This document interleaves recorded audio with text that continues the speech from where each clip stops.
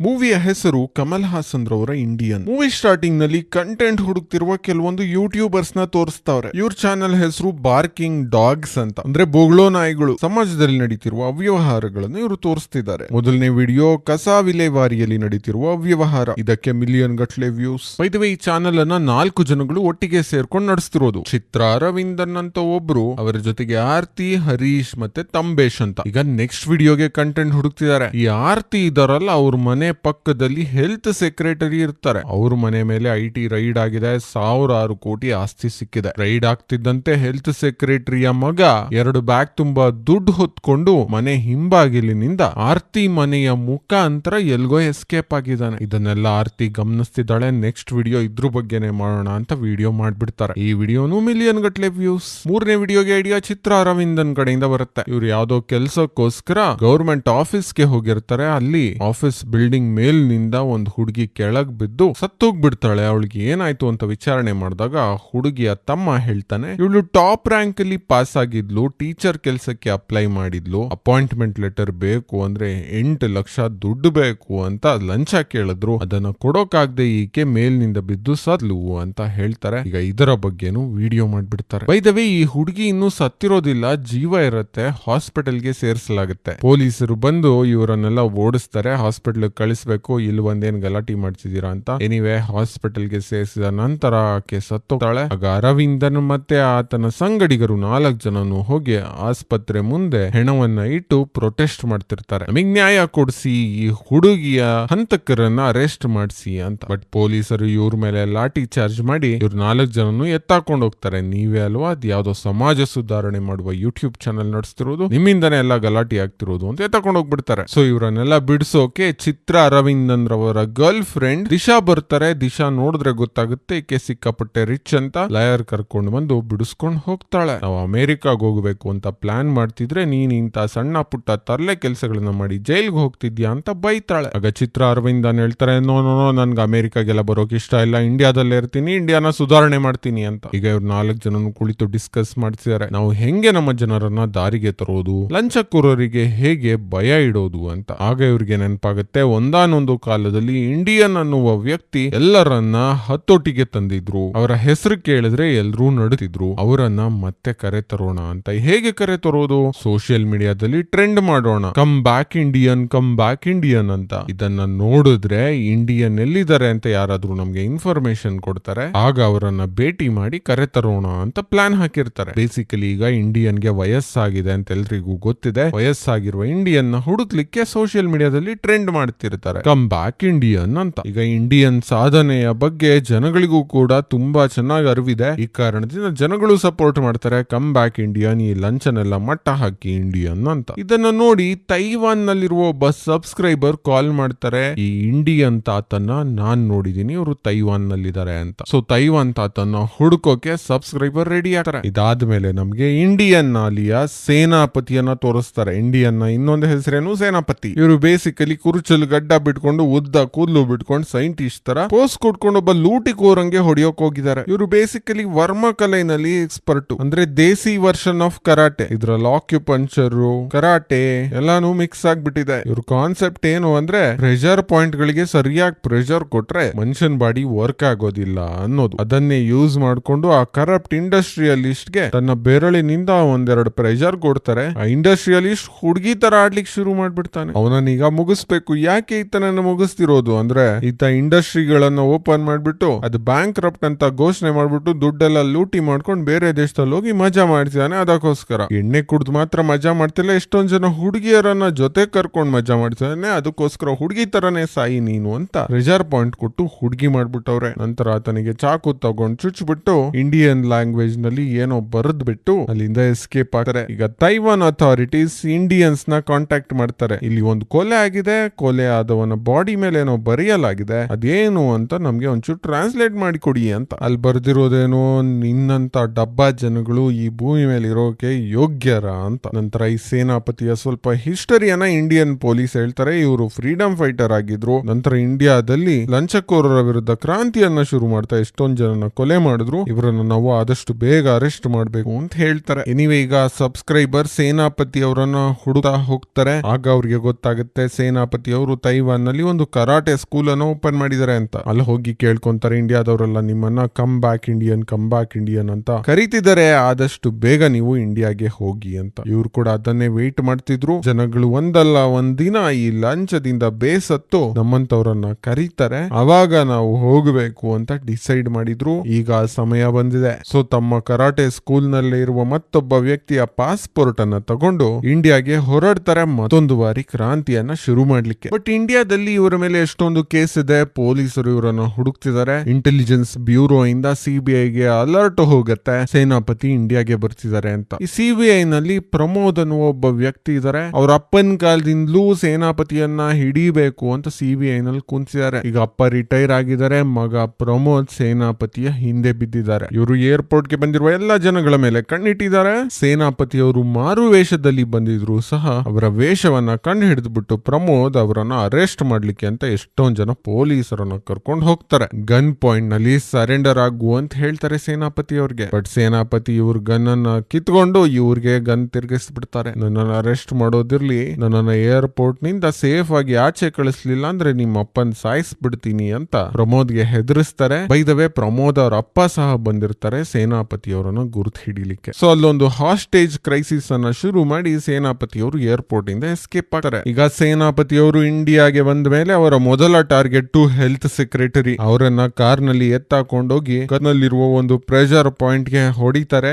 Health ಸೆಕ್ರೆಟರಿಗೆ partial paralysis ಆಗ್ಬಿಡುತ್ತೆ. 48 hours ವರ್ಗು ನಿನಗೆ ಟೈಮ್ ಇದೆ, ಅಲ್ಲಿವರೆಗೂ ಇದೇ ಪೋಸ್ ನಲ್ಲಿ ನೀನ್ ಇರ್ತೀಯ, ಆಮೇಲೆ ಸರಿ ಹೋಗ್ತೀಯ ಅಂತ ಹೇಳ್ಬಿಟ್ಟು ಇವತ್ ರಾತ್ರಿ 7 ಗಂಟೆಗೆ ನಾನ್ ಲೈವ್ ಬರ್ತೀನಿ ಅಂತ ಫೇಸ್ಬುಕ್ ನಲ್ಲಿ ಅನೌನ್ಸ್ ಮಾಡ್ತಾರೆ. ಇಡೀ ದೇಶ ಸಂಭ್ರಮದಿಂದ ಕುಣಿಯೋಕ್ ಶುರು ಮಾಡುತ್ತೆ. ಇಂಡಿಯನ್ ವಾಪಸ್ ಬಂದ್ರು ಎಲ್ರಿಗೂ ಬುದ್ಧಿ ಕಲಿಸ್ತಾರೆ ಅಂತ. 7 ಗಂಟೆ ಆಗ್ತಿದ್ದಂತೆ ರೋಡ್ ಎಲ್ಲ ಖಾಲಿ ಇದೆ, ಎಲ್ರು ಫೇಸ್ಬುಕ್ ಲೈವ್ ನೋಡೋಕ್ ಹೋಗಿದ್ದಾರೆ. 7 ಗಂಟೆಗೆ ಲೈವ್ ಬಂದಿದ ತಕ್ಷಣ ದೊಡ್ಡ ಭಾಷಣ ಶುರು ಮಾಡ್ತಾರೆ. ನನ್ನೊಬ್ಬನಿಂದ ಏನೂ ಮಾಡ್ಲಿಕ್ಕೆ ಆಗೋದಿಲ್ಲ ಈ ಭ್ರಷ್ಟಾಚಾರಿಗಳ ವಿರುದ್ಧ. ಈ ಹೋರಾಟಕ್ಕೆ ನಿಮ್ಮೆಲ್ಲರ ಸಹಕಾರ ಬೇಕು. ನೀವು ನಿಮ್ ಮನೆಯಲ್ಲೇ ಇರೋರ, ನಿಮ್ಮ ಅಕ್ಕಪಕ್ಕದಲ್ಲಿರೋರ ಲಂಚಕೋರರನ್ನ ಹುಡುಕಿ ಅವರನ್ನ ಪ್ರಪಂಚದ ಮುಂದೆ ಕರೆ ತನ್ನಿ. ಲಂಚದ ದುಡ್ಡನ್ನ ಮುಟ್ಬೇಡಿ, ಲಂಚದ ದುಡ್ಡಿಂದ ಏನೇ ತಗೊಂಡು ಬಂದಿದ್ರು ಯೂಸ್ ಮಾಡಬೇಡಿ ಅಂತ ಪ್ರವೋಕ್ ಮಾಡ್ತಾರೆ. ನಾವ್ ಮಾಡೋದಿರ್ಲಿ, ನೀನೇನ್ ಮಾಡ್ತೀಯ ಅಂತ ಕೆಲವರು ಕಾಮೆಂಟ್ ಮಾಡ್ತಾವ್ರೆ. ನಾನು ಆಲ್ರೆಡಿ ಮಾಡಿದೀನಿ ನೋಡು, ಈ ಭ್ರಷ್ಟಾಚಾರಿ ಹೆಲ್ತ್ ಸೆಕ್ರೆಟರಿಯ ಕೈ ಕಾಲಾಡ್ದಂಗ್ ಮಾಡಿದೀನಿ ನೋಡು ಅಂತ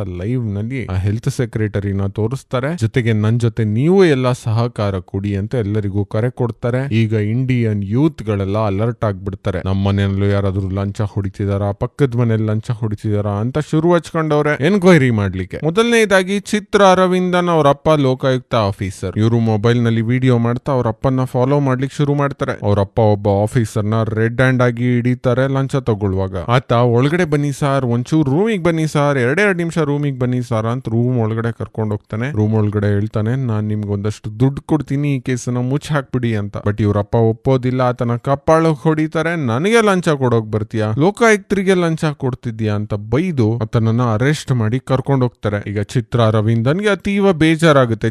ನಮ್ಮ ಅಪ್ಪನ ಮೇಲೆ ನಾನು ಸಂಶಯ ಪಟ್ಬಿಟ್ಟೆ ಅಂತ. ನೆಕ್ಸ್ಟ್ ಮಾರ್ನಿಂಗ್ ಅವ್ರ ಅಪ್ಪನ ಹತ್ರ ಹೋಗಿ ಕ್ಷಮೆ ಕೇಳ್ತಾನೆ. ಅಪ್ಪ, ನೀವೆಷ್ಟು ಒಳ್ಳೆಯವರು ಅಂತ ನಂಗೆ ಗೊತ್ತಿರ್ಲಿಲ್ಲ, ನಿಮ್ಮ ಮೇಲೆ ಸಂಶಯ ಬಿದ್ದೆ, ನಿಮ್ಮನ್ನ ಇನ್ವೆಸ್ಟಿಗೇಟ್ ಮಾಡಿದೆ, ಐ ಆಮ್ ವೆರಿ ಸಾರಿ ಅಂತ. ಅವರಪ್ಪ ಹೇಳ್ತಾರೆ, ಪರವಾಗಿಲ್ಲ ಮಗನೇ, ನನ್ನ ಬಗ್ಗೆ ಸಂದೇಹ ಹೋಯ್ತಲ್ಲ, ಅಷ್ಟ್ ಸಾಕು ಅಂತ. ಬೈ ದ ವೇ ಚಿತ್ರ ಅವ್ರು ಹೇಳ್ತಾರೆ, ಇಂಡಿಯನ್ ತಾತ ಅವರಿಂದ ಇನ್ಸ್ಪೈರ್ ಆಗಿ ನಾನು ಇದೆಲ್ಲ ಮಾಡಿದ್ದು ಅಂತ. ಇನ್ನು ಆರ್ತಿ ಇದ್ದಾಳಲ್ಲ, ಅವ್ರ ಅಮ್ಮ ಕೂಡ ಸಬ್ ರಿಜಿಸ್ಟ್ರಾರ್ ಆಫೀಸರು. ಆಫೀಸ್ ನಿಂದ ಅವರ ಮನೆಗೆ ಆಗಾಗ ತರಕಾರಿ ಬರ್ತಿರತ್ತೆ. ಯಾರ ಕಡೆಯಿಂದ? ಅಸಿಸ್ಟೆಂಟ್ ಕಡೆಯಿಂದ. ಜೊತೆಗೆ ಮನೆಗೇನೆ ಫೈಲ್ಸ್ ಗಳು ಕೂಡ ಬರ್ತಿರ್ತವೆ, ಸೈನ್ ಹಾಕ್ಲಿಕ್ಕೆ, ಫೈಲ್ಸ್ ಗಳು ಸರಿ ಇದೆಯಾ ಅಂತ ಚೆಕ್ ಮಾಡ್ಲಿಕ್ಕೆ. ಅವತ್ತು ಚಿತ್ರ ಅವ್ರ ಅಮ್ಮನ ಹತ್ರ ಒಂದು ಫೈಲ್ ಬಂದಿದೆ. ಸದ್ಗುಣ ಪಾಂಡ್ಯಂ ಅನ್ನುವ ಒಬ್ಬ ವ್ಯಕ್ತಿದು ಹೆಸರು. ಸದ್ಗುಣ ಅಂತಿದ್ಮೇಲೆ ದುರ್ಗುಣಗಳೇ ತುಂಬಿಕೊಂಡಿರ್ತವೆ ಅಂತ ನಾವು ಬೈ ಡಿಫಾಲ್ಟ್ ಅಂದ್ಕೊಬೇಕು. ಈ ವ್ಯಕ್ತಿ ಕೂಡ ಹಾಗೇನೆ ಸರ್ಕಾರಿ ಜಮೀನನ್ನ ಲೂಟಿ ಮಾಡ್ಲಿಕ್ಕೆ ಸ್ಕೆಚ್ ಹಾಕಿದ್ದಾರೆ. ಚಿತ್ರ ಅವ್ರ ಅಮ್ಮ ಹೇಳ್ತಾರೆ, ಇದು ಗೌರ್ಮೆಂಟ್ ಪ್ರಾಪರ್ಟಿ, ಇದನ್ನ ಹೆಂಗೆ ನಿಮ್ ಹೆಸರಿಗೆ ಮಾಡ್ಲಿಕ್ಕೆ ಸಾಧ್ಯ, ಅದೆಲ್ಲ ಆಗೋದಿಲ್ಲ ಅಂತ. ಆ ವ್ಯಕ್ತಿ ಹೇಳ್ತಾರೆ, ನಾನು ಕಾಲೇಜ್ ಕಟ್ಟಿಸ್ತೀನಿ ಅಂತ. ಆಗ ಚಿತ್ರ ಅವ್ರ ಅಮ್ಮ ಹೇಳ್ತಾರೆ, ನೋವೇ ಚಾನ್ಸೇ ಇಲ್ಲ, ನೀವು ಕಾಲೇಜ್ ಕಟ್ಟೋದಾದ್ರೆ ಬೇರೆ ಕಡೆ ಕಟ್ಕೊಳ್ಳಿ, ಇಲ್ಲಿ ಹೆಂಗ್ ಕಟ್ತೀರಾ ಅಂತ. ಅದರ ಜೊತೆಗೆ ಒಂದು ಅಡಿಷನಲ್ ಪಾಯಿಂಟ್ ಹಾಕ್ತಾರೆ,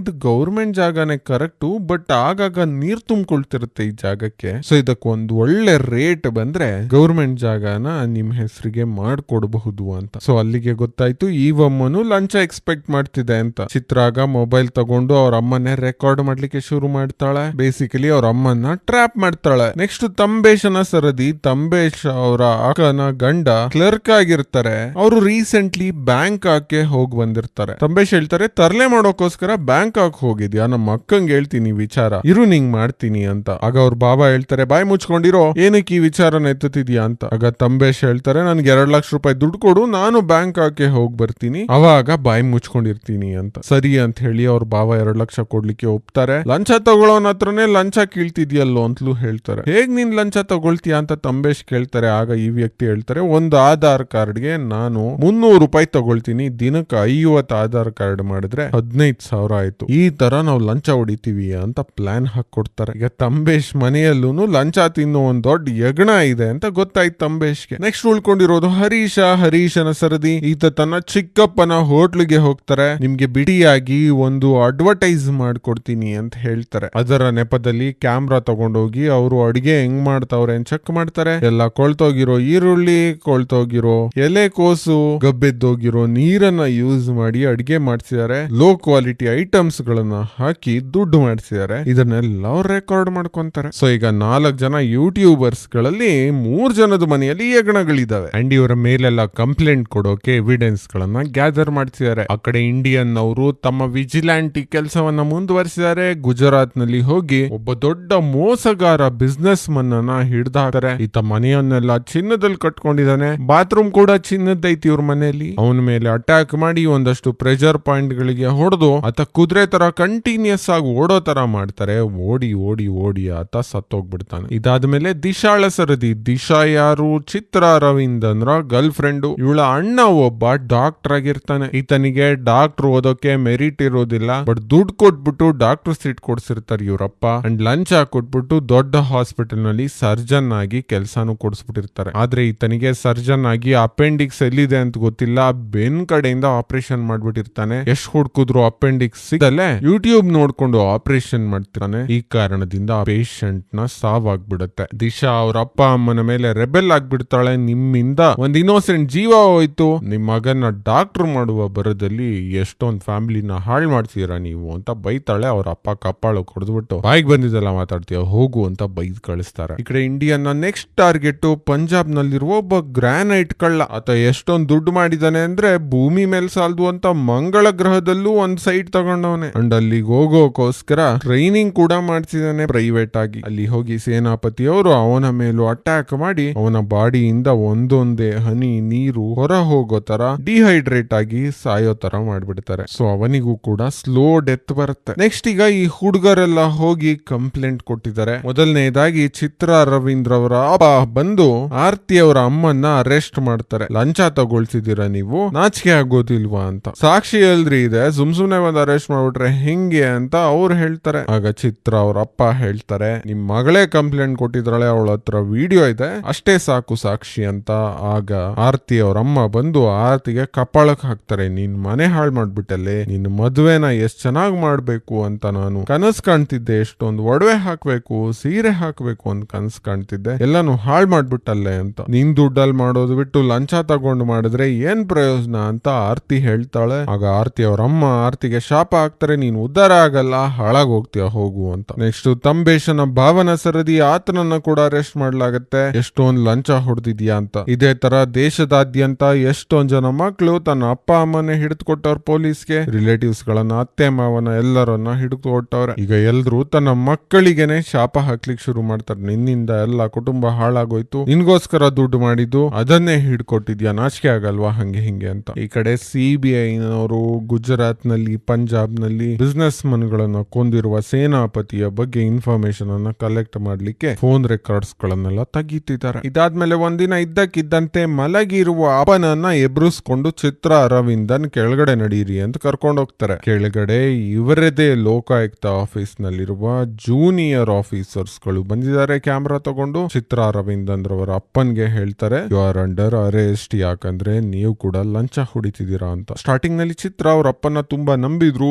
ಈಗ ಏನಾಯ್ತು, ಬೇಸಿಕಲಿ ಚಿತ್ರ ಅವ್ರ ಅಪ್ಪನ ಮೇಲೆ ಅಂದ್ರೆ ಲೋಕಾಯುಕ್ತ ಆಫೀಸರ್ ಮೇಲೆ ಫಿಟ್ಟಿಂಗ್ ಇಟ್ಟಿರೋದು ಆರ್ತಿ ಅವರ ಅಪ್ಪ. ಚಿತ್ರ ಅರವಿಂದನ್ ರವರ ಅಪ್ಪ ಏನ್ ಸಾಚ ಅಲ್ಲ, ಲೋಕಾಯುಕ್ತ ಹೆಸರಿನಲ್ಲಿ ಆಫೀಸರ್ ಗಳ ಮೇಲೆ ರೈಡ್ ಮಾಡೋದು, ಅವರನ್ನ ಬಿಡೋಕೆ ಲಕ್ಷ ಲಕ್ಷ ದುಡ್ಡು ಕೇಳೋದು. ಇನ್ಫ್ಯಾಕ್ಟ್ ಆ ಟೀಚರ್ ಕೆಲ್ಸಕ್ಕೋಸ್ಕರ ಬಿಲ್ಡಿಂಗ್ ಮೇಲಿಂದ ಬಿದ್ದು ಸತ್ತಿದ್ಲಲ್ಲ ಹುಡುಗಿ, ಆ ಹುಡುಗಿಯ ಸಾವಿಗೂ ಇವ್ರಪ್ಪನೇ ಕಾರಣ. ಹೇಗೆ ಅಂತಂದ್ರೆ ಆ ಹುಡುಗಿ ಹತ್ರ ಆಫೀಸರು 8 ಲಕ್ಷ ಕೇಳಿರ್ತಾನೆ. ಈ ಆಫೀಸರ್ ಲಂಚ ಕೇಳ್ತಿದ್ದಾನೆ ಅಂತ ಲೋಕಾಯುಕ್ತ ಹತ್ರ ಹುಡುಗಿ ಹೋಗಿರ್ತಾಳೆ. ಲೋಕಾಯುಕ್ತದವರು ಪೌಡರ್ ಕೋಟೆಡ್ ಹಣವನ್ನ ಕಳಿಸಿ ಚಿತ್ರ ಮುಖಾಂತರ ಶಿಕ್ಷಣಾಧಿಕಾರಿಯನ್ನ ಹಿಡಿದು ಹಾಕ್ತಾರೆ. ಬಟ್ ಆ ಅಧಿಕಾರಿ 30 ಲಕ್ಷನೋ 40 ಲಕ್ಷನೋ ದುಡ್ಡು ಕೊಟ್ಬಿಟ್ಟು ಡೀಲ್ ಮಾಡ್ಕೊಳ್ತಾರೆ. ಆಗ ಲೋಕಾಯುಕ್ತ ಬಂದು ಈ ಹುಡುಗಿ ಹತ್ರ ಸುಳ್ಳೆ ಹೇಳ್ಬಿಡ್ತಾರೆ, ಆ ಶಿಕ್ಷಣಾಧಿಕಾರಿಗೆ ನಾವು ಶಿಕ್ಷೆ ಕೊಡಿಸ್ತೀವಿ, ಇನ್ನೊಂದ್ ಸ್ವಲ್ಪ ದಿನದಲ್ಲಿ ನಿನ್ಗೆ ಅಪಾಯಿಂಟ್ಮೆಂಟ್ ಲೆಟರ್ ಸಿಗುತ್ತೆ, ನೀನ್ ಮನೆಗೆ ಹೋಗಮ್ಮ ಅಂತ. ಬಟ್ ಸ್ವಲ್ಪ ದಿನಗಳ ನಂತರ